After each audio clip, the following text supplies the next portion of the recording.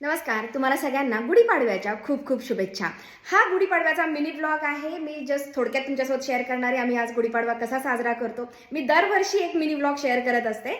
Bye the way, before we start the video, ही एक readymade sari आहे. म्हणजे नॉर्मल साडी होती जी मी स्टिच करून घेतली आहे. कसं आहे ना, असं सणासुदीला ना सकाळी सकाळी घाई होते. आता गुढी उभारायची आहे, स्वयंपाक आहे आणि मग साडी नेसण्यामध्ये जास्त वेळ वाया घालवता येत नाही. त्यामुळे अशी पटकन ड्रेससारखी ही साडी घालता येते.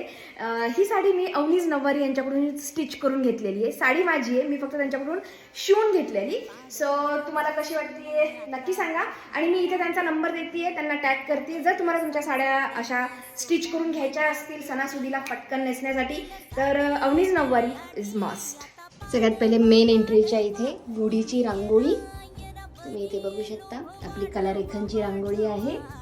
एकदम सोपं काम, 2 मिनिटात रांगोळी तयार आणि किती सुंदर दिसते बघा.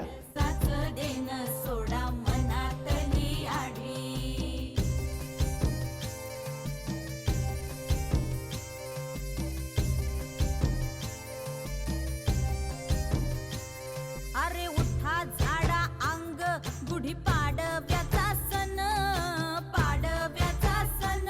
आता अंगण झाडून गेली राधी बाहेरून, राधी बाहेरून. कसे पडले घोरत असे निसयेला वाणी. हा हा म्हणता गेला रे राम पहार निघूनी. आता पोथरा रे पड झडी करी सन सारवन.